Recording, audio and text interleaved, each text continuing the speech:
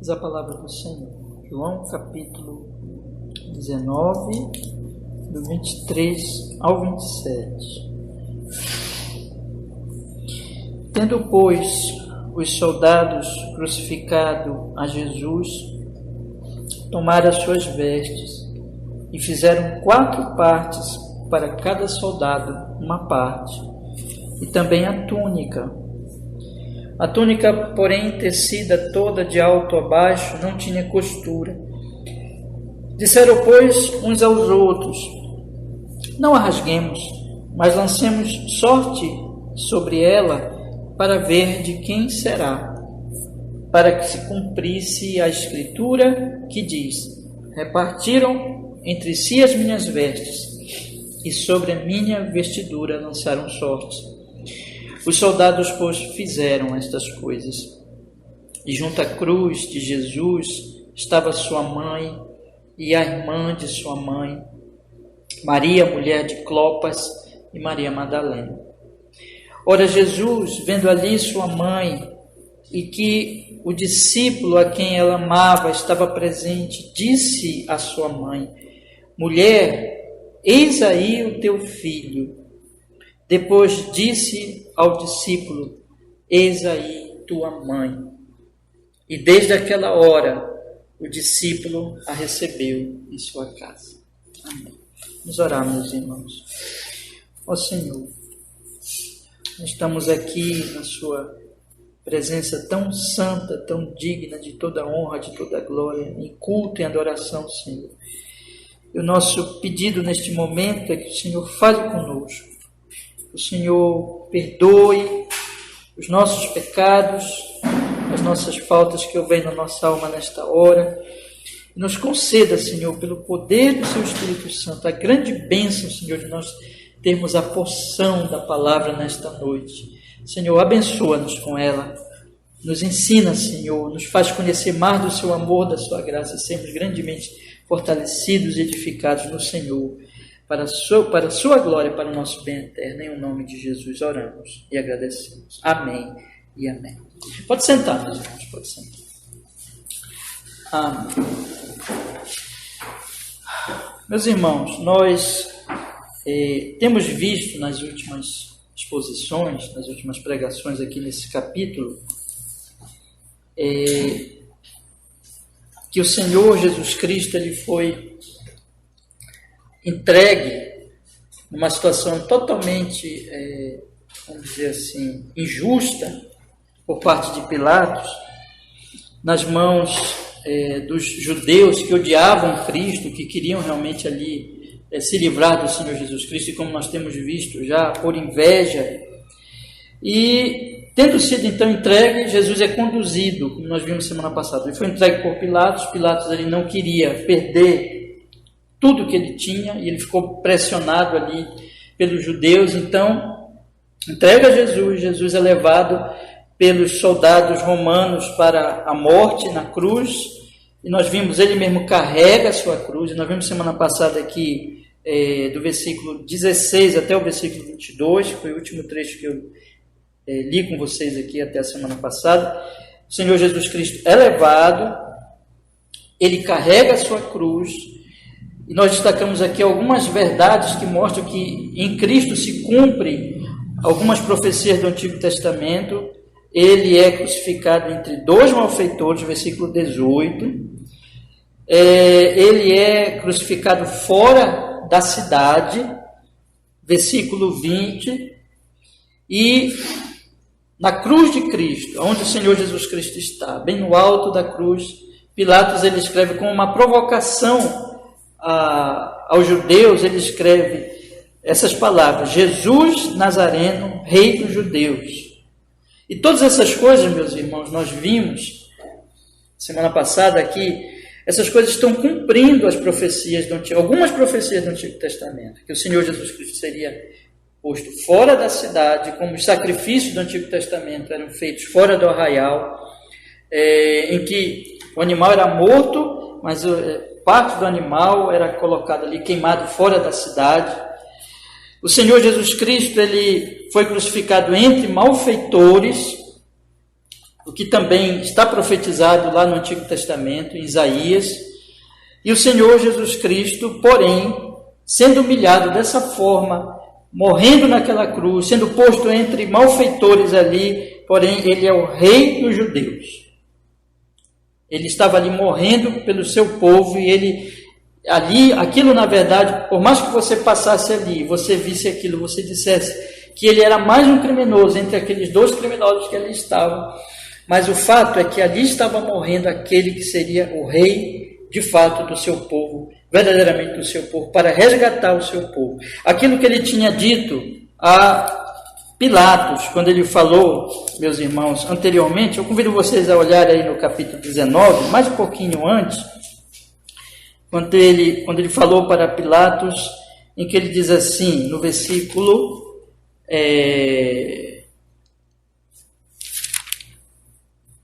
no capítulo 18, perdão, e ele fala aqui para Pilatos, quando Pilatos então está julgando ele ainda, no versículo 18, no versículo 30, capítulo 18, versículo 34, diz assim: respondeu-lhe Jesus, tu dizes isto de ti mesmo, ou disseram-te outros de mim? Quando Pilatos pergunta, és rei? No versículo 36 ele diz, o meu reino não é deste mundo. Se o meu reino fosse deste mundo, pelejariam os meus servos para que eu não fosse entregue aos judeus, mas agora o meu reino não é daqui. Aí Pilatos pergunta para ele no versículo 37, logo tu és rei? E Jesus responde, tu dizes que sou rei.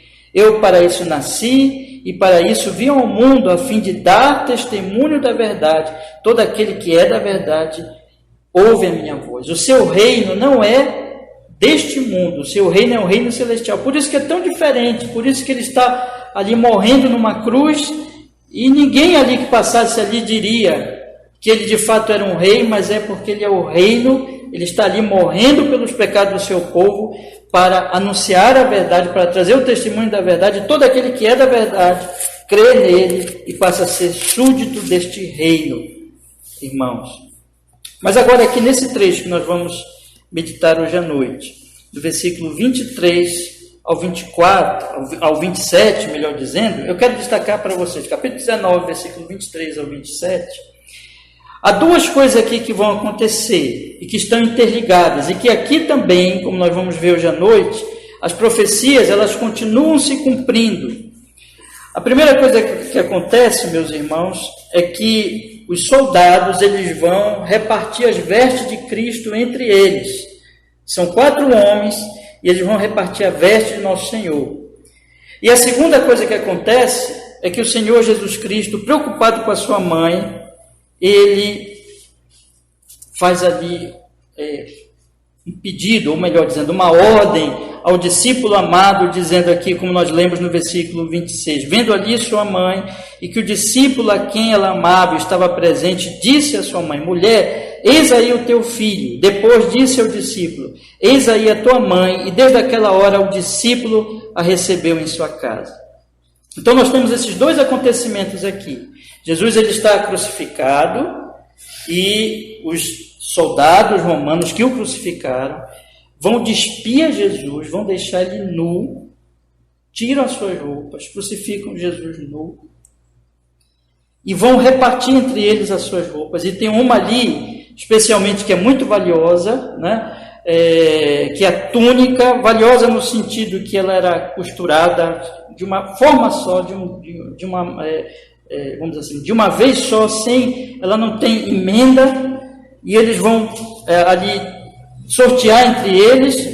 Então, isso acontece, Jesus é posto naquela cruz, é envergonhado, sem as suas roupas. Mas a segunda coisa que acontece, meus irmãos, ele ali naquela situação, ele se preocupa com a sua mãe, e ele então ali providencia para que a sua mãe não fique sozinha. Esses dois acontecimentos, eles estão interligados. Interligados em que sentido? O Senhor Jesus, ele está sendo envergonhado, ele está sendo humilhado, ele está sendo crucificado ali sem as suas roupas.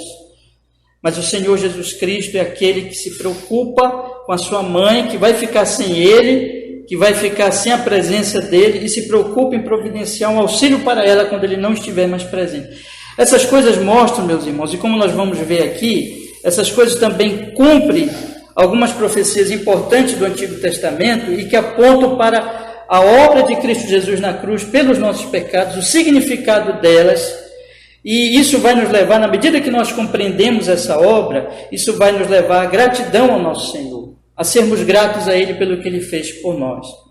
Então eu queria que nós olhássemos aqui hoje à noite, e eu já posso assim dividir o nosso texto, como sempre nós fazemos, em duas partes aqui que estão bem claras aqui. São dois eventos que acontecem, e o texto ele vai apresentar para nós esses dois eventos, apontando exatamente para esses dois ensinos da palavra. Primeiro, no versículo 23 e 24, nós temos exatamente esta humilhação terrível que o nosso Senhor passa, em que Ele é despido das suas roupas, crucificado sem as suas roupas, e vendem, e eles ali negociam, melhor dizendo, as suas roupas entre eles mesmos, dois versículos aqui, 23 e 24. E a segunda parte, em que Ele cuida da sua mãe, nós temos então, nos últimos versículos do trecho, que é o 25 ao 27, em que Ele vai ali providenciar auxílio a sua mãe, meus irmãos. Vamos então olhar o texto e vamos observar os detalhes aqui. A primeira coisa que eu chamo a atenção dos irmãos, que está no versículo 23,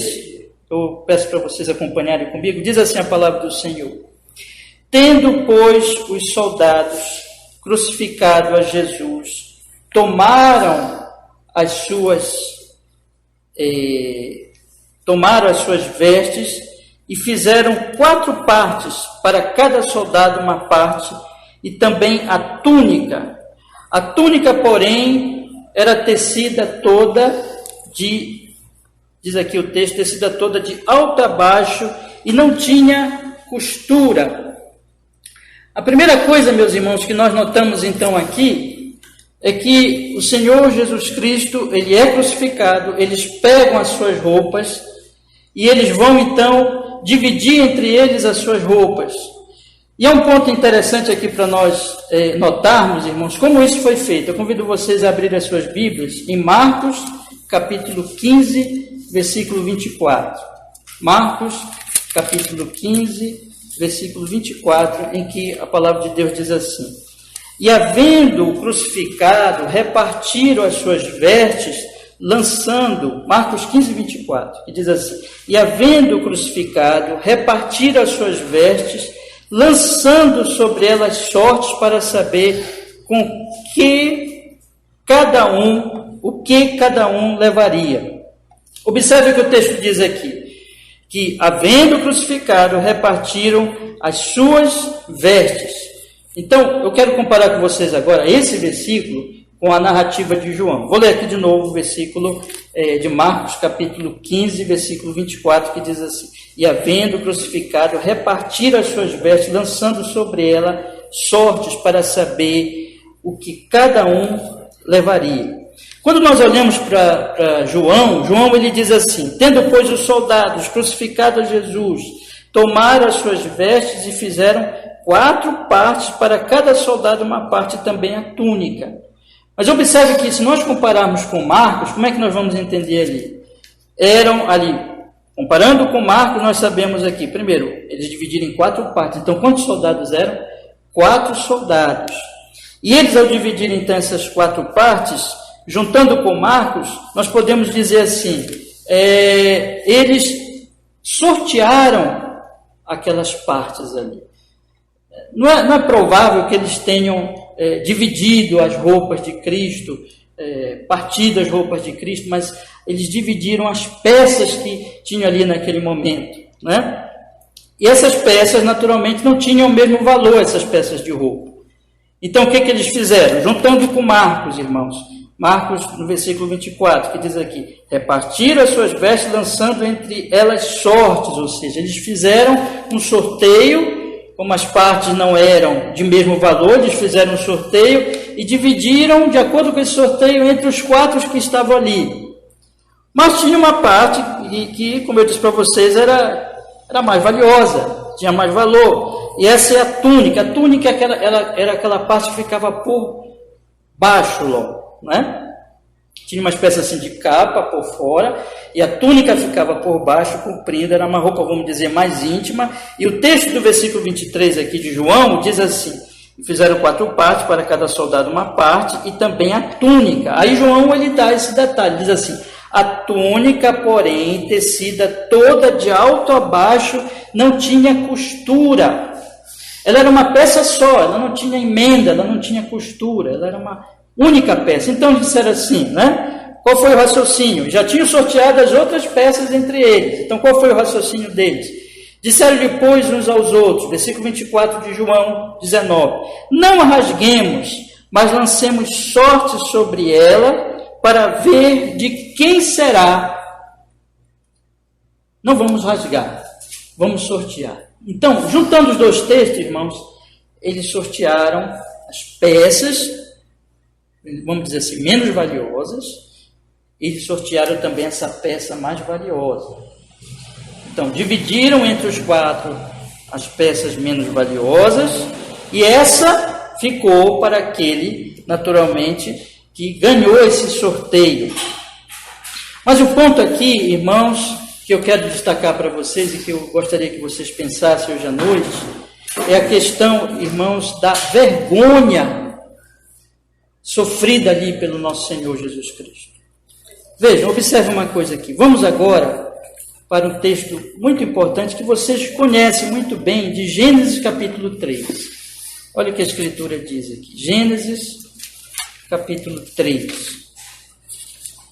Qual foi o primeiro, irmãos, o primeiro sentimento de, vamos dizer assim, destacado nas Escrituras, de mal-estar que o homem, ele sofreu, que o homem, ele passou, imediatamente quando Eva comeu do fruto, Adão comeu do fruto, imediatamente eles tiveram um sentimento ali. Qual foi?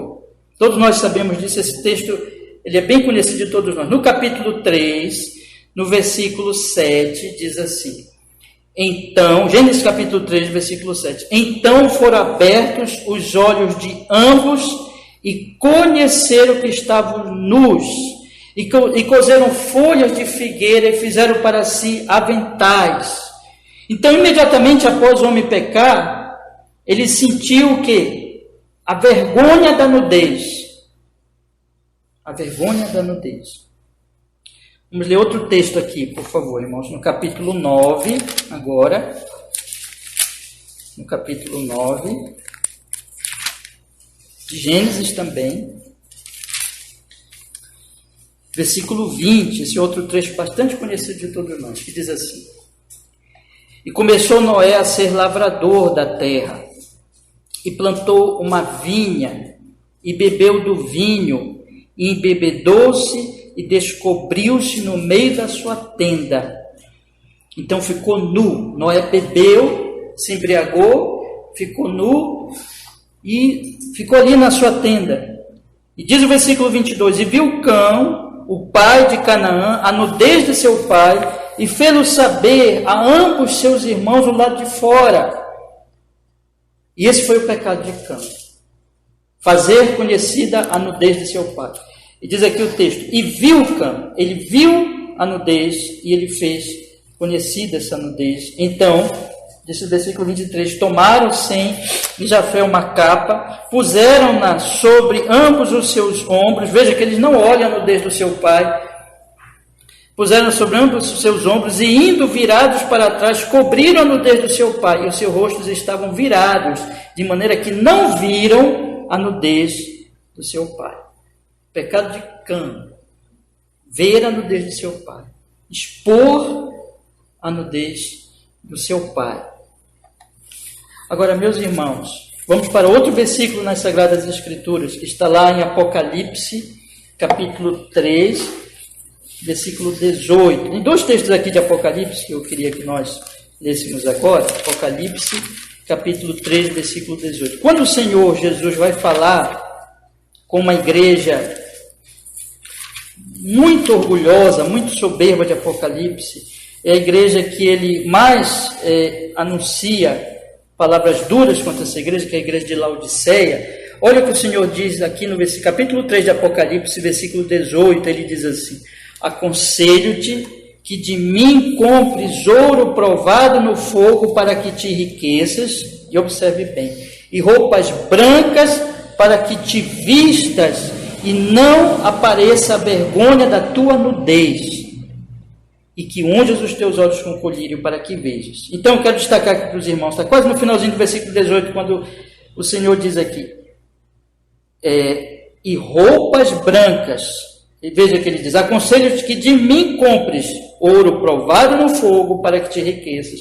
Roupas brancas, comprar de quem? Comprar do próprio Cristo. Roupas brancas, esse é o detalhe, roupas brancas, para que te vistas e não apareça a vergonha da tua nudez. Jesus está dizendo aqui, eu tenho roupas brancas para te dar, para que não apareça a vergonha da tua nudez. Outro versículo, meus irmãos, capítulo 7, versículo 13 e 14. Mais adiante um pouquinho aí no Apocalipse, capítulo 7, versículo 13 e 14, diz assim a Escritura. E um dos anciãos me falou, dizendo, estes que estão vestidos de vestes brancas de novo, quem são? De onde vieram? Veja o que diz. E eu disse-lhe, Senhor, tu sabes. E ele disse-me, estes são os que vieram da grande tribulação e que lavaram as suas vestes e as branquearam no sangue do Cordeiro.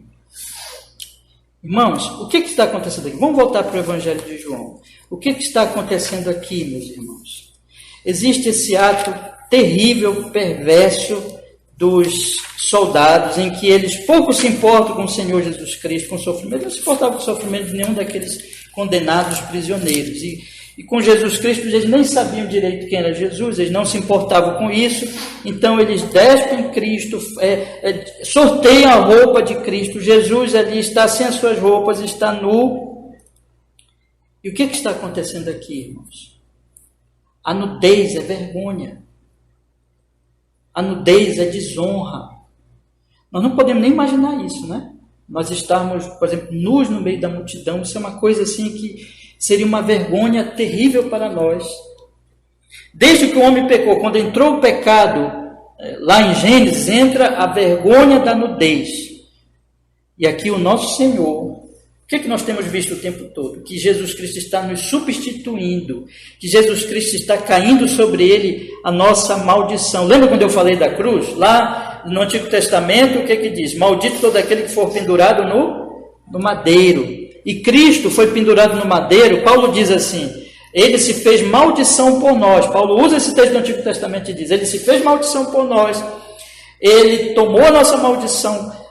Quando ele estava na cruz, a ira de Deus caiu sobre ele por causa dos nossos pecados, para que nós recebêssemos a bênção de Abraão.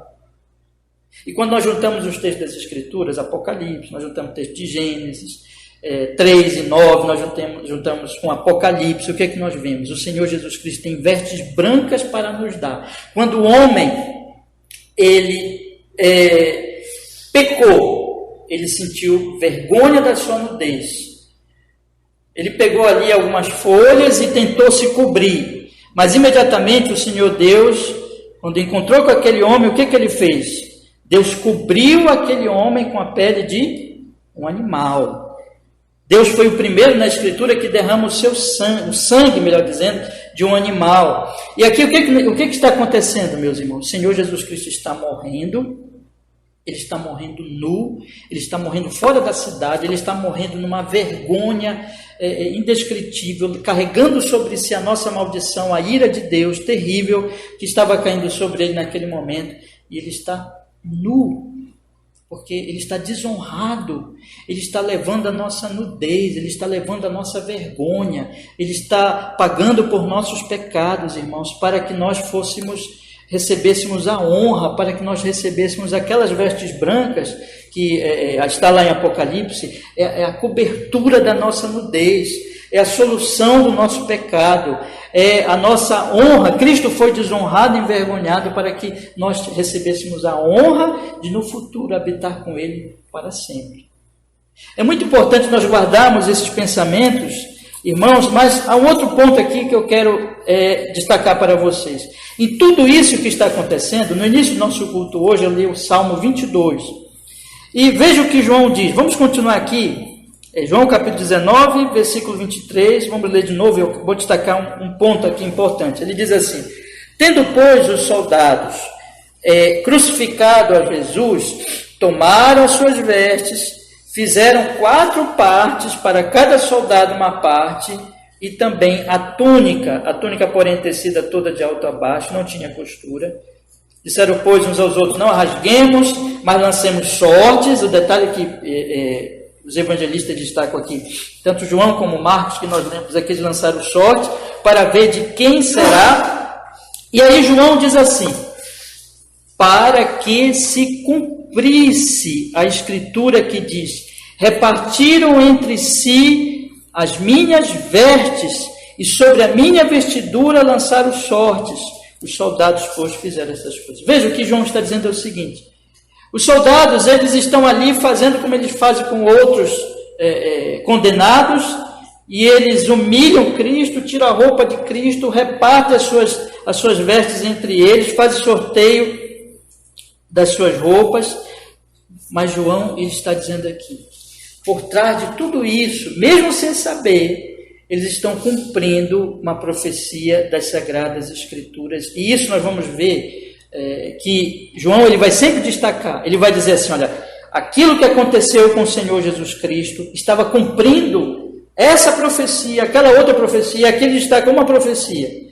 Qual era a profecia? Ele cita o texto: repartiram entre si as minhas vestes, e sobre a minha vestidura lançaram sortes.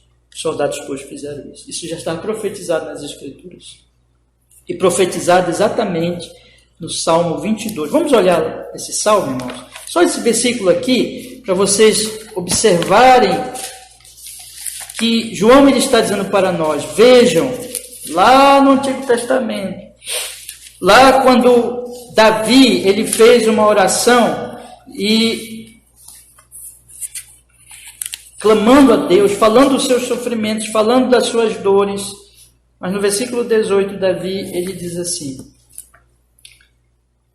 repartem entre si as minhas vestes e lançam sortes sobre a minha roupa.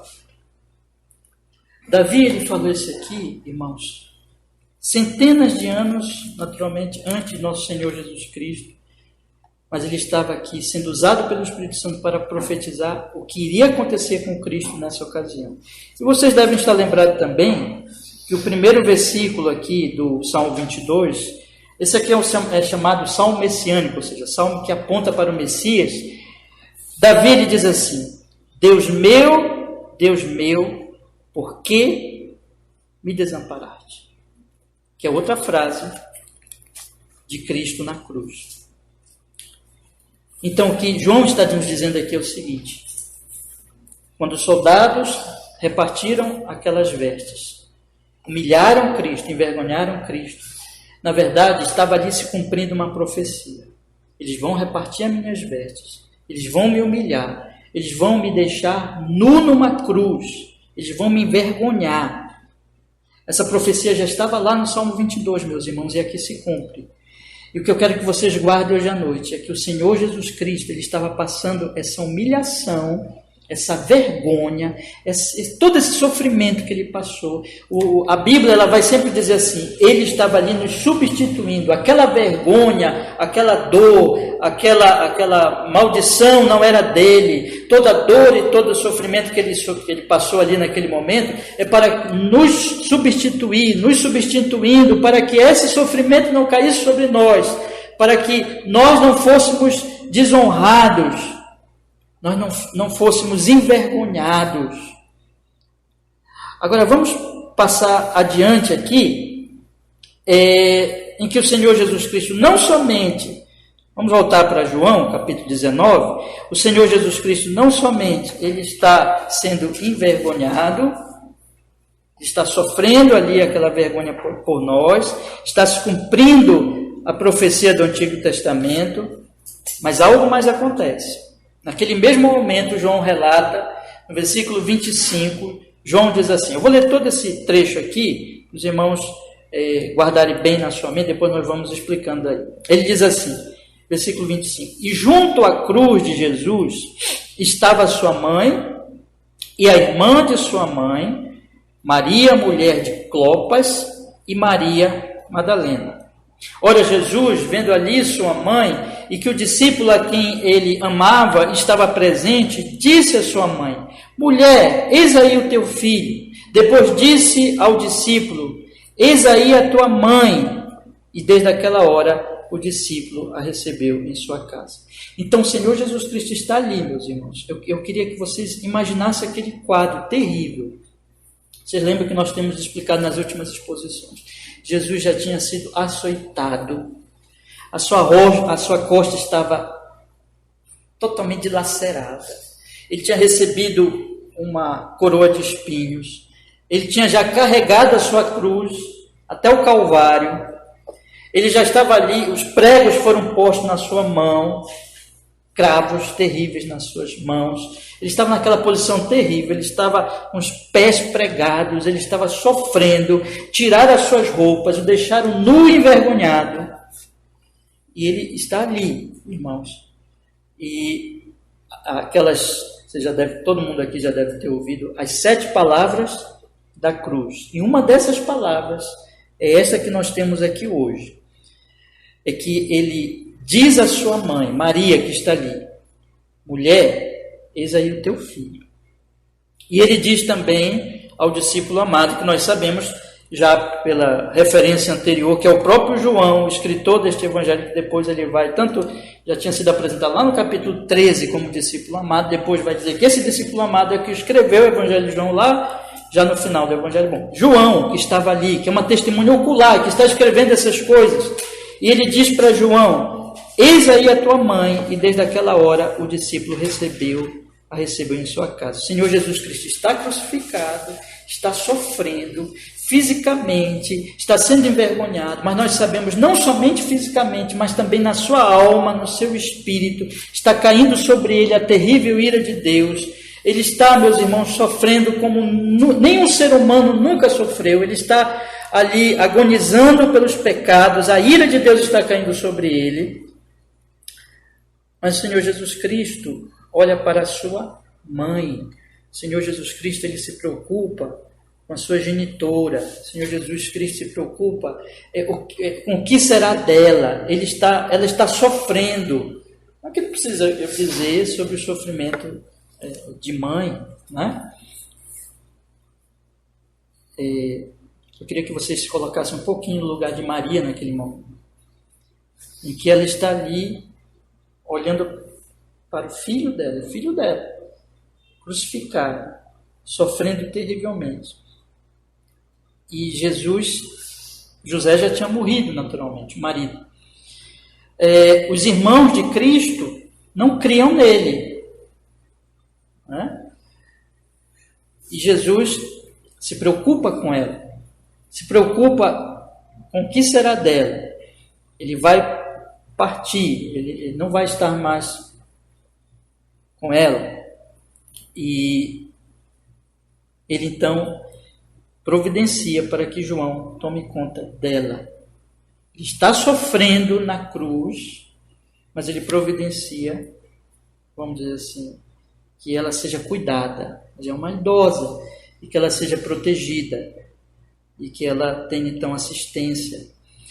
Mas há um detalhe aqui, meus irmãos, não é só Maria que aparece aqui nesse trecho. Na verdade, são 4 mulheres. Se vocês olharem aqui o versículo 25, diz assim: e junto à cruz de Jesus estava a sua mãe, a irmã da sua mãe, Maria, mulher de Clopas, e Maria Madalena. É mais correto nós pensarmos aqui, poderíamos interpretar também, na verdade, pela forma que João colocou aqui, que fosse 3 mulheres, mas ia ficar estranho, porque diz aqui que se nós interpretássemos a irmã da sua mãe como a Maria, mulher de Clopas, aí seria irmãs com o mesmo nome, Maria.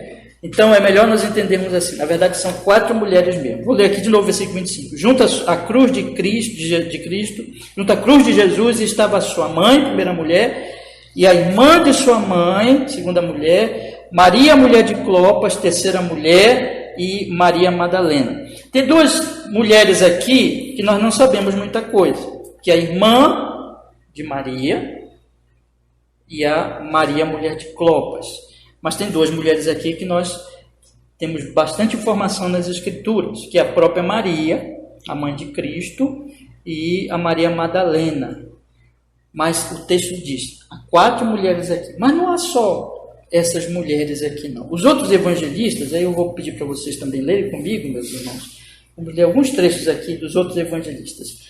Abra lá em Marcos, capítulo 15, versículo 40 e 47.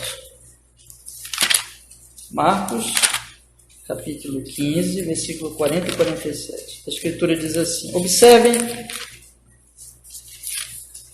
o que Marcos diz aqui. Marcos, capítulo 15, versículo 40. Diz assim,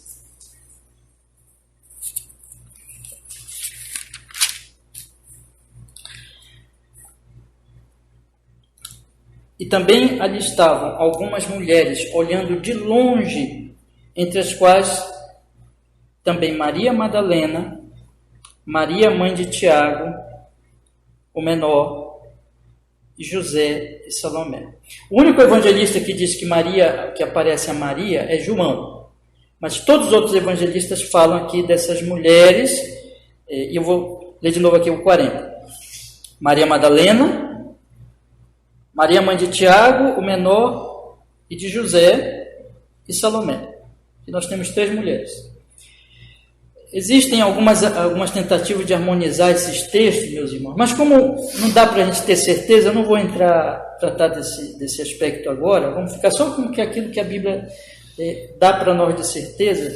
A harmonia que eu estou dizendo é dizer qual dessas mulheres é aquelas mulheres outras lá do João. Então não vou nem tentar fazer isso porque é uma coisa incerta. Mas veja, aqui está. E também estavam ali algumas mulheres olhando de longe, entre as quais Maria Madalena, Maria, mãe de Tiago, menor, e de José e Salomé.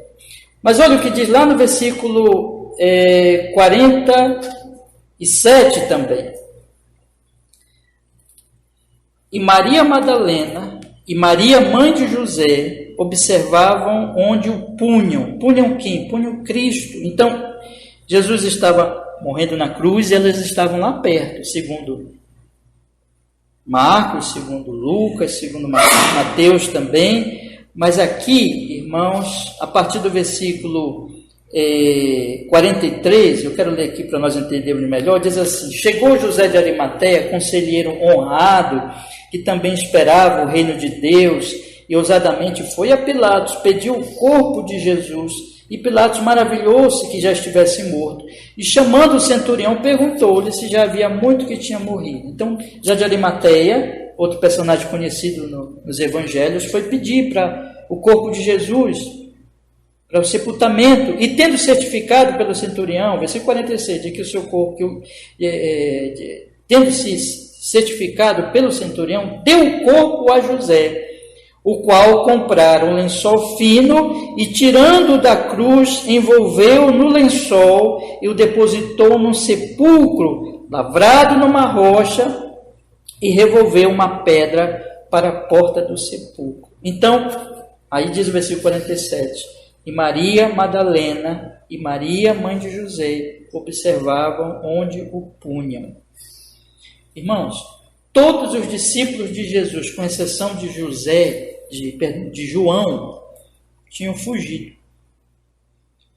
Mas essas mulheres permaneceram na crucificação, essas mulheres permaneceram no sepultamento, elas viram tudo o que estava acontecendo ali, elas não abandonaram o Senhor. Tem outro trecho que é interessante também, meus irmãos, nós lermos, que está aqui no capítulo 16 de Marcos, versículo 9, que diz assim, capítulo seguinte aí do que nós lemos, capítulo 16, versículo 9, que diz assim, e Jesus, tendo ressuscitado na manhã do primeiro dia da semana, apareceu primeiramente a Maria Madalena, da qual tinha expulsado 7 demônios. Para quem é que ele apareceu primeiramente nesse primeiro dia da semana da ressurreição? A Maria Madalena. Essa mulher muito conhecida, junto com a outra Maria, né? Mãe do Senhor Jesus Cristo. Maria Madalena é uma mulher que aparece em outras partes dos evangelhos. Veja a gratidão dessa mulher ao Senhor Jesus Cristo. Ela era uma mulher escravizada por 7 demônios e o Senhor Jesus Cristo a libertou. Então, e foi a primeira pessoa para quem Jesus apareceu ressurreto, segundo esse versículo, é Maria Madalena, da qual tinha expulsado 7 demônios. Essas mulheres, meus irmãos, elas estavam na crucificação, elas estavam no sepultamento e elas estão na ressurreição de Jesus. Tá? E tem um outro versículo agora que eu quero ler com vocês. Lucas agora, capítulo 8, versículo 2 e 3. Lucas, capítulo 8, versículo 2 e 3. O que o texto vai nos dizer? Vai dizer assim, olha. Lucas, capítulo 8, versículo 2 e 3. E algumas mulheres que haviam sido curadas de espíritos malignos e de enfermidades. Aí ele cita Maria Madalena. Vê aqui? Maria, chamada Madalena, da qual, repetindo a informação de Marcos, saíram 7 demônios, e Joana, mulher de Cusa, procurador de Herodes, e Susana, e muitas outras que o serviam. Vocês observem o destaque a essas mulheres. Olha, Maria Madalena, aparece outra mulher aqui, Joana de Cusa, procurador, e Susana, e muitas outras que o serviam com seus bens.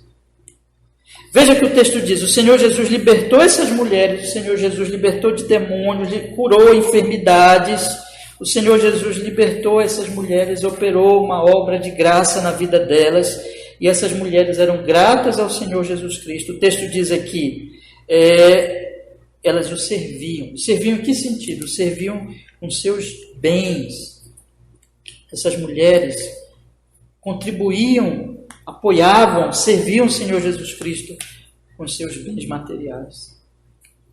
Mulheres que estão o tempo todo com Jesus, ajudando Cristo, apoiando Cristo. Quando ele vai para a cruz, os discípulos todos vão embora e elas ficam lá.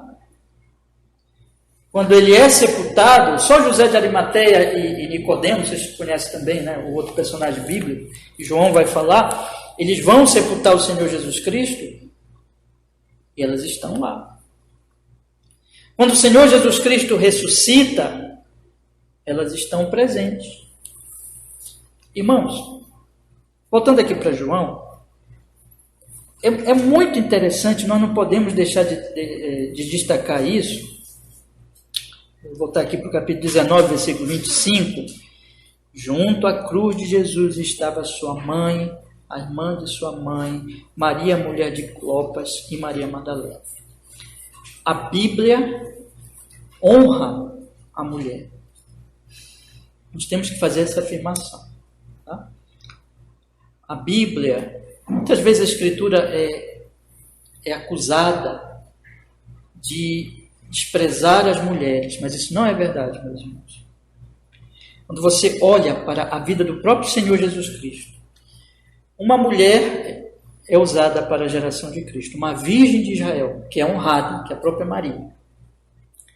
E essas mulheres aqui, quando não existem homens, praticamente, quando os homens o abandonaram, quando os homens não estão perto dele, e na verdade só um discípulo que está aqui perto do Senhor Jesus crucificado, que é João, o discípulo amado, as mulheres estão presentes. As mulheres foram curadas, restauradas, servem o Senhor, elas estão presentes nos momentos mais significativos e mais importantes da história do próprio Cristo. As mulheres são honradas nas Escrituras. Isso é só para dar um exemplo aqui do Novo Testamento, mas isso está por toda a Bíblia.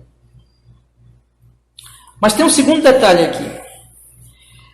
Ao mesmo tempo em que a Escritura está numa cultura, aqueles povos antigos, e mesmo hoje, quando a mulher ainda é tão desvalorizada e discriminada e maltratada, mesmo nos nossos dias, a Escritura honra a mulher, mas há um segundo aspecto aqui. Essas mulheres, elas assumem a honra, e a honra na Escritura é o serviço, elas servem ao Senhor. Esse é um outro ponto também, um outro aspecto que vai aparecer na Escritura o tempo todo. É que servir é uma honra. Não é? Então, não é ser servido. O próprio Senhor Jesus Cristo diz: eu não vim para ser servido, mas para servir. O Senhor Jesus Cristo, esse exemplo a gente está voltando o tempo todo aqui nessas exposições, quando ele entra naquele ambiente que os discípulos estão ali, em que ele vai fazer o último discurso dele, o que ele faz? Ninguém quer lavar os pés, mas ele se cinge, se coloca na posição de servo, se rebaixa, e ele lava os pés dos discípulos. Ele diz: assim como eu fiz, vocês têm que fazer também. Sigam o meu exemplo. Ou seja, a honra, meus irmãos, é o serviço. A honra nas Escrituras, você ser honrado, você, vamos dizer assim, assumir uma posição de honra. Jesus diz: quem quer ser o primeiro, quem quer ser o chefe, seja quem sirva. Isso é totalmente diverso do mundo de pecado. No mundo de pecado, as pessoas querem ser servidas, as pessoas querem se servir do próximo, mas nas Escrituras, o que é que vai acontecer? Nas Escrituras, a honra é servir. Então, no mundo, se nós formos, eu quero fazer um paralelo aqui. O paralelo que nós temos no mundo é o seguinte: as mulheres, como elas são, o próprio Pedro vai dizer na sua carta, as mulheres são a parte mais frágil, especialmente no aspecto físico. As mulheres são sempre aquelas, em várias culturas isso aconteceu na história, que vão ser maltratadas, desonradas, desprezadas. Mas a Escritura vai colocar assim: as mulheres recebendo honra, valorizadas. Agora, essa honra não é também como o mundo pensa.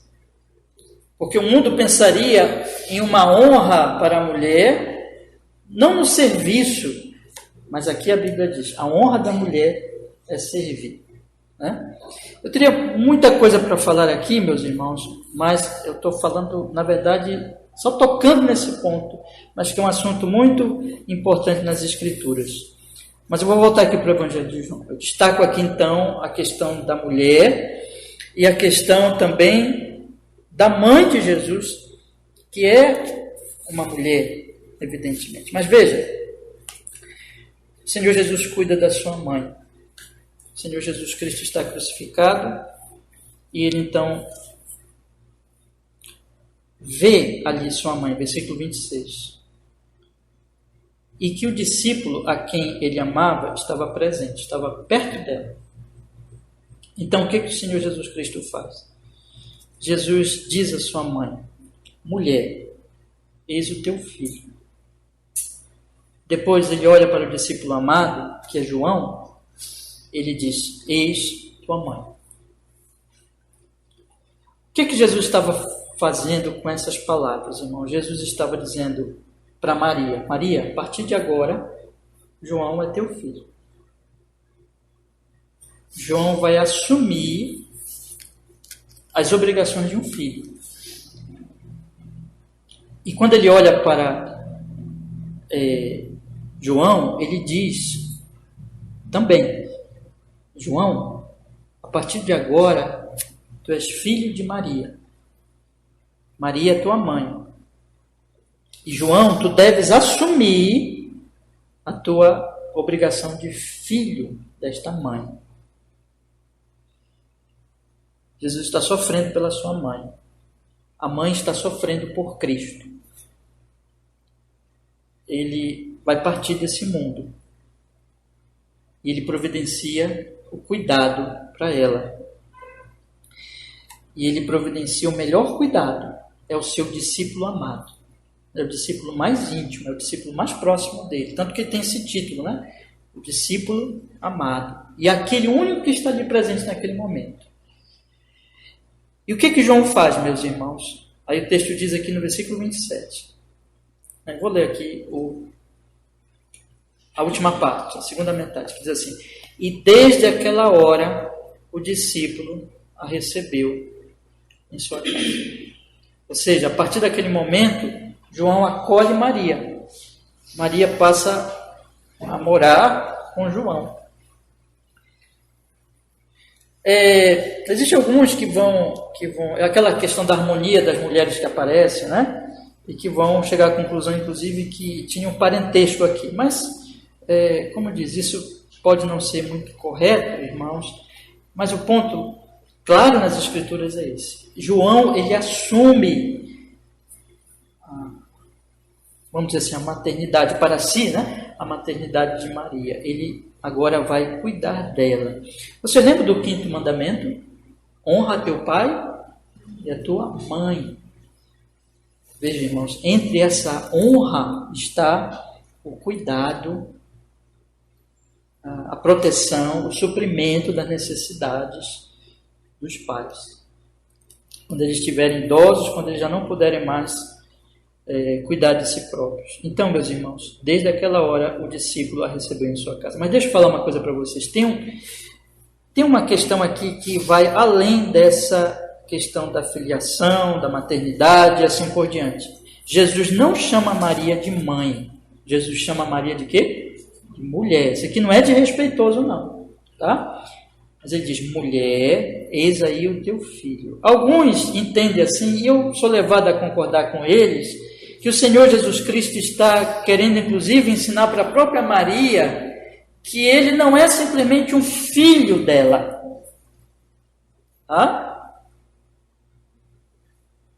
Jesus não é apenas o filho da Maria naquele momento. Jesus, ele é o salvador da Maria, o redentor dela também. Jesus também morreu por ela.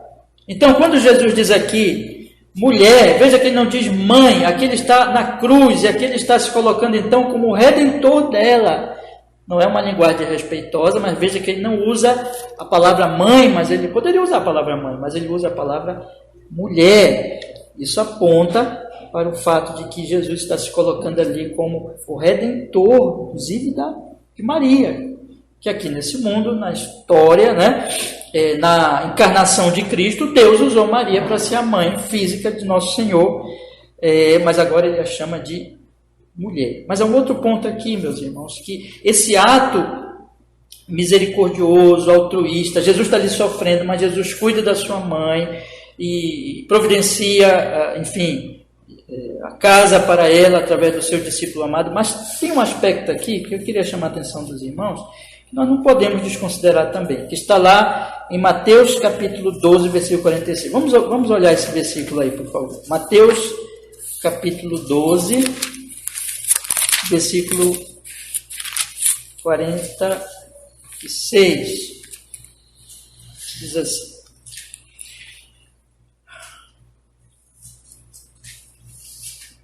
e falando ele ainda à multidão, eis que estavam fora sua mãe, seus irmãos, pretendendo falar-lhe. E disse-lhe alguém: eis que estão ali fora tua mãe e teus irmãos que querem falar-te. Ele, porém, respondendo, disse ao que lhe falara: quem é minha mãe? E quem são meus irmãos? Estendendo a sua mão para os seus discípulos, disse: eis aqui minha mãe e meus irmãos. Porque qualquer que fizer a vontade de meu Pai que está nos céus, este é meu irmão, irmã e mãe.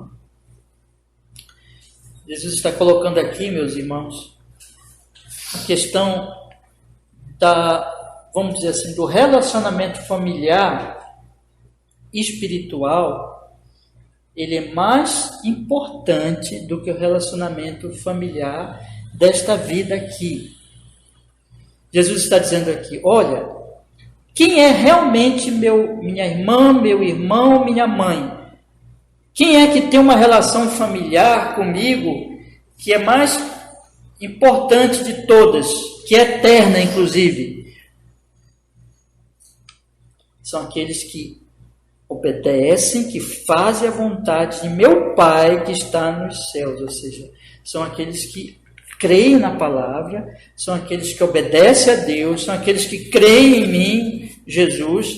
Esses são meu irmão, minha irmã, minha mãe, ou seja, esses estão num relacionamento familiar muito mais importante e profundo, porque é o relacionamento eterno, porque é aquilo, meus irmãos, que não vai acabar. Por exemplo, nós temos aqui as nossas relações de marido, esposa, pai, filho. Isso tudo acaba no túmulo, irmãos. Isso tudo se encerra com a nossa morte.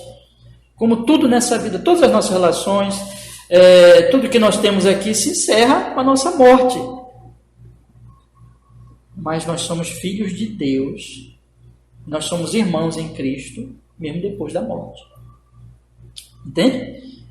Então, lá na glória, o que vai importar, se nós aqui, irmãos, estamos indo para a glória, para o céu, lá no céu não vai importar a questão sanguínea, não vai importar a questão financeira, se você é rico, se é pobre, não vai importar a questão intelectual, se você tem uma grande intelectualidade ou não. O que vai importar é o seguinte: você é filho de Deus, você creu no Senhor Jesus Cristo, você se arrependeu dos seus pecados, a grande família é a família de Deus. Então, por que eu estou dizendo isso, irmãos? É porque quando o Senhor Jesus Cristo aqui, ele está cuidando da sua mãe, inclusive ele não chama mais ela de mãe, ele chama ela de mulher, porque eu já destaquei para vocês aqui, que ele está colocando algo muito mais importante, que é ele é o Salvador da própria Maria. Isso aqui se aplica, meus irmãos, a todos os discípulos, a todos os crentes. Assim como o Senhor Jesus Cristo cuidou da sua mãe carnal, que Deus usou para que ele se encarnasse, para que ele se tornasse homem, se revestisse de humanidade, aqui aponta para a grande verdade de que tudo que Jesus está fazendo naquela cruz é pelos seus familiares, verdadeiros parentes, vamos dizer assim, mas no sentido espiritual, no sentido eterno, no sentido da família de Deus. O Senhor Jesus Cristo está aqui morrendo por todos aqueles que obedecem ao Pai Celestial. Esses são aqueles que ele chama de meu irmão, minha irmã, minha mãe. Né? Então, esse texto aqui, irmãos, se nós olharmos para ele apresenta para nós o Senhor Jesus Cristo sendo envergonhado, sendo despido as suas roupas, sorteada as suas roupas entre aqueles homens perversos, soldados perversos, para que nós não fôssemos envergonhados, para que nós não fôssemos desonrados para toda a eternidade. Você vai me perguntar: pastor, qual é a desonra das desonras? Deixa eu falar para vocês. Entre outras coisas, irmãos, que o inferno é desonra absoluta, total. Jesus foi desonrado para que eu fosse salvo da condenação eterna, e para que eu fosse honrado, para que eu recebesse vestes brancas, que ele me purificou com seu sangue. E o Senhor Jesus Cristo, quando ele está naquela cruz, ele se preocupa com a sua mãe, porque na verdade ali há um significado mais amplo do que aquilo que ele está fazendo por Maria, em que ele está ali, na verdade, providenciando a nossa, vamos dizer assim, o nosso suprimento eterno. Assim como ele cuidou de providenciar uma moradia e cuidar da sua mãe, na verdade, quando ele estava naquela cruz, ele estava providenciando para nós o que é eterno, a salvação eterna. Ele é o pão da vida. Ele é aquele que, lembra que ele diz lá em João 14, na casa de meu pai há muitas moradas, assim como João levou Maria para casa, o Senhor Jesus Cristo também aqui está providenciando casa, vamos dizer assim, que é a morada eterna para todos aqueles que creem nele. Eu queria encerrar a nossa exposição de hoje, irmãos, essa nossa meditação. Deus preparou para nós estarmos aqui hoje, né? Então, eu queria que nós refletíssemos em quatro aspectos aqui. Vou apresentar brevemente para os irmãos em forma de conselho, meus irmãos, como eu sempre tenho feito aqui para vocês, tá bom? O primeiro conselho que eu quero lhe dar é o seguinte: quer dizer para todos vocês aqui hoje à noite, só Jesus salva. Só Jesus é o Redentor. Olha, irmãos, esse momento que nós estamos aqui é tão simples e visivelmente pode parecer tão insignificante, na verdade. Nós somos hoje à noite aqui bem poucos, bem pouquinhos. E esse lugar aqui é um lugar simples. Tudo aqui é simples. Não tem nada aqui de ostentação. Tudo é simples aqui. Aqui não existe, neste momento e neste lugar, não existe nada que possa nem mesmo atrair os nossos olhos físicos. Nada. Mas eu quero dizer para você hoje à noite que se eu preguei aqui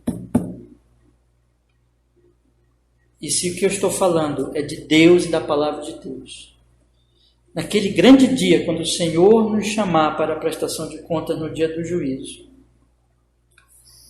nós aqui só seremos salvos, só receberemos a honra, só habitaremos nas moradas eternas se nós cremos nesse Jesus aqui. Então eu não posso deixar essa noite passar sem dizer para os meus irmãos aqui, para todos vocês que estão aqui, creiam em Cristo. Porque só Jesus salva. Eu não estou falando para vocês que qualquer pessoa, qualquer religião, qualquer coisa, é Cristo. Cristo, ele ficou nu naquela cruz. Ele sofreu, caiu sobre ele a ira de Deus para salvar pecadores como nós. E se nós seremos salvos, será por ele, tão somente por ele. Então creia nele. Esse é o primeiro conselho que eu quero dar a todos hoje à noite. E junto com isso, se você já creu nele, se você já se arrependeu dos seus pecados, deixa eu lhe dizer também, seja grato. Seja grato. Porque aquele Cristo, ele estava sofrendo e sendo envergonhado, e sendo maltratado e morrendo terrivelmente por você. Para que hoje, meus irmãos, aqui nesse culto, repito, simples, mas nós pudéssemos chegar a Deus, Deus de toda a glória, e orar a Ele e saber que Ele está nos ouvindo. Você lembra o que Ele diz? Eu sou o caminho, a verdade e a vida. Ninguém vem ao Pai senão por mim. Hoje nós podemos orar a Ele, ter certeza que o Pai Celestial nos ouve, porque Jesus morreu numa cruz para a nossa salvação. Então eu quero dizer para você hoje, creia em Jesus e que você possa lembrar que é Ele quem faz de você a família dele. É Ele quem diz, você é minha família. E Ele faz isso. Você é meu irmão, irmã, mãe, né? No sentido que você é de minha família, porque Ele morreu naquela cruz. E nós somos família de Deus hoje, meus irmãos. Isso vai ser eterno, irmãos. Quando nós morrermos, nós continuaremos sendo filhos de Deus e família de Deus. O segundo conselho que eu quero dar aos irmãos hoje à noite, né? A maioria de nós aqui, né, esse pequeno grupo aqui é de mulheres, né? Então, quero dar um conselho a nós homens que estamos aqui, né? Depois eu quero falar às mulheres, às irmãs. A Bíblia nos ensina a honrarmos as mulheres.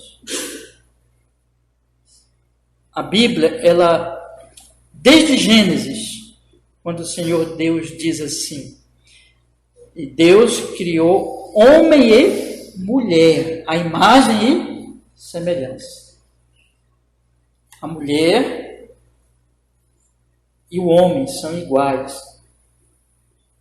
Imagem e semelhança de Deus. Então, a Bíblia inteira dá honra à mulher. Não somente dá honra ao homem, mas dá honra à mulher. Nós estamos falando de uma cultura daquela época, meus irmãos, que era uma cultura que desonrava a mulher, extremamente. Mas a Escritura honra o sexo feminino, honra a mulher. Então, para nós homens que estamos aqui, esse é o conselho que eu quero dar. Agora, essa honra, evidentemente, é uma honra bíblica. E agora o conselho às irmãs, às mulheres. Eu quero dizer para vocês aqui, a honra na Escritura é o serviço. Essas mulheres serviam ao Senhor, como a honra de homem e mulher, é o serviço. É nós entendermos, meus irmãos, que nós não vamos ser honrados conforme o princípio de que eu quero que os outros me sirvam, eu quero humilhar as pessoas, porque esse é o princípio que, por exemplo, mesmo na questão da feminilidade que se apresenta nesse mundo hoje, é o seguinte: se as mulheres querem ser honradas, o caminho que se apresenta muitas vezes no mundo é o caminho da soberba, do orgulho, do ódio, da ira, mas isso não é o caminho das Escrituras. O caminho das Escrituras é o seguinte: homem e mulher sirvam uns aos outros. Eu não tenho tempo para tratar disso hoje, nós já falamos isso em outros momentos e vamos continuar falando em outras oportunidades, mas a Bíblia fala, existe um papel masculino, existe um papel feminino, mas o papel sempre, seja de uma forma ou de outra, é o papel de serviço uns aos outros. Então, minhas irmãs, lembrem que aquelas mulheres serviam ao Senhor, aquelas mulheres amavam ao Senhor, aquelas mulheres, elas estavam apoiando o Senhor, quando ninguém mais estava lá, elas estavam na morte de Cristo, elas estavam no sepultamento de Cristo, elas estavam na ressurreição de Cristo. É um exemplo para vocês, sejam como essas mulheres, sejam como a própria Maria, sejam como a irmã de Maria, citando aqui o versículo 25, seja como Maria, mulher de Clopas, seja como Maria Madalena, sejam mulheres que sirvam ao Senhor e sirvam o seu próximo no seu papel. Um terceiro conselho que eu quero dar, meus irmãos, é que cuidemos das nossas mães. Eu não tenho mais mãe, mas outros irmãos aqui não têm mãe também, né? Mas os que têm mãe, né? Lembre da sua mãe, lembre do seu pai, lembre do 5º mandamento: honra teu pai e a tua mãe. E entre essas honra, meus irmãos, minhas irmãs aqui, eu quero dizer para vocês que entre essa honra está cuidar dos nossos pais quando eles estiverem velhinhos, quando eles já não puderem mais cuidar de si mesmos. Cuidar deles, honrá-los. Honrar quer dizer também cuidar.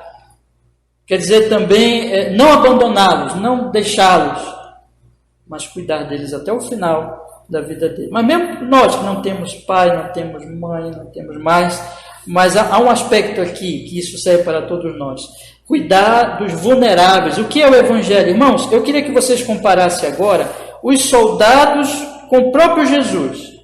Os soldados, eles tiraram a roupa de Jesus, cruéis, repartiram entre si as roupas de Cristo, pouco se importava com o Senhor, estava totalmente indiferente, estava ali um homem sofrendo terrivelmente naquela cruz, eles pouco se importavam, irmãos. Isso é o mundo. O mundo é assim, o homem natural, ele vive para si, ele pensa primeiramente em si, ele faz como Pilatos, que deixa o inocente morrer. Mas veja, irmãos, o que Cristo fez? Cristo, o tempo todo, quando você olha, por exemplo, de Cristo, para a vida de Cristo, para o que Cristo fez naquela cruz, inclusive por nós, o que Jesus estava fazendo? Jesus estava morrendo por pecadores, Jesus estava morrendo por aqueles que não podiam se salvar, por aqueles que estavam totalmente vulneráveis e destruídos, e ele veio salvar. Ele é aquele que salva o vulnerável, que salva o perdido, que vivifica os mortos. E se nós somos discípulos de Jesus, nós somos chamados para aqueles que são vulneráveis entre nós, tanto no sentido espiritual, que é levar eles o Evangelho, tanto no sentido emocional, que é levar eles o consolo do mesmo Evangelho, e tanto no sentido físico, irmãos. Doentes, aflitos, em necessidade, nós sermos usados e seguimos o exemplo de Cristo para cuidarmos daqueles que estão em vulnerabilidade, seja qual for. E por último, eu queria dizer para vocês o seguinte, e lendo aqui o que está no versículo, peço para vocês lerem comigo, no versículo 24, na segunda metade do versículo 24, que diz assim: para que se cumprisse a Escritura, que diz: repartir entre si as minhas vestes, e sobre as minhas vestiduras lançaram sortes. Irmãos, tem uma coisa que os evangelistas vão fazer muito, não só João, Mateus, por exemplo, também faz isso. Ele vai dizer assim: para que se cumprisse a Escritura, e ele só tinha o Antigo Testamento. Mas a Escritura é esse livro aqui, Antigo e Novo Testamento. Esse é o livro que fala de Cristo. Esse é o livro que o centro da mensagem dele é Cristo, de Gênesis a Apocalipse. E Cristo é o Salvador. Isso quer dizer que, como diz o Salmo 19, a lei do Senhor vale mais que o ouro refinado. A Escritura Sagrada vale mais do que a maior riqueza que você possa ter nessa vida. Veja, preste atenção no que eu estou lhe falando hoje à noite. Cristo, a mensagem de Cristo está neste livro, nesta Escritura. O Antigo Testamento é profecia sobre Cristo. O Novo Testamento é o cumprimento sobre Cristo. Isso significa que vocês, todo mundo aqui tem Bíblia, né? Que vocês têm o maior tesouro nas suas mãos, que é a sua Bíblia. Então, leia a sua Bíblia com oração. Procure conhecer esse Cristo lendo a sua Bíblia, buscando a verdade. E é por isso que nós estamos aqui domingo após domingo, meus irmãos. O que eu fiz hoje aqui, o tempo todo nessa exposição? Eu abri a Bíblia e eu mostrei o que diz a Bíblia, porque nós cremos, meus irmãos, que a Escritura é a palavra de Deus e a Escritura aponta para Cristo. Então eu quero lhe dar esse último conselho. Não desvalorize a Bíblia, não desvalorize a Escritura. Busque conhecer a Escritura, porque ela é a palavra de vida eterna, porque ela é a palavra de Cristo. Deus nos abençoe, meus irmãos. Vamos orar, vamos pedir que Ele nos fortaleça desse entendimento sobre o Senhor Jesus que nós temos ouvido hoje à noite. Ó Senhor, nós hoje estamos aqui. O Senhor preparou esta noite para nós, deste domingo, dia do Senhor, que por sua grande misericórdia, por sua grande graça, nós podemos hoje ler esse texto tão precioso. E a nossa oração, Senhor Jesus Cristo, pelo poder do seu Espírito Santo, que tudo que foi falado aqui, sendo a sua palavra, sendo a sua Escritura, nós que estamos aqui, que ouvimos essa mensagem, Senhor, a nossa oração é que o Espírito Santo aplique a nossa alma e nos faça, Senhor, entender melhor sobre a bendita pessoa que estava naquela cruz, morrendo por terríveis e miseráveis pecadores como nós, e que todos nós aqui possamos olhar para Cristo, confiar nele, esperar nele, sermos gratos, procurarmos conhecer mais a Ele, amá-lo mais conforme as Escrituras e viver como Ele viveu, seguir o seu exemplo de humildade, de serviço, de amor, como homens e mulheres, Senhor. O Senhor possa operar essa graça na nossa vida. Em o nome de Jesus, nós oramos assim, Cristo, e esperamos no Senhor estas misericórdias. Amém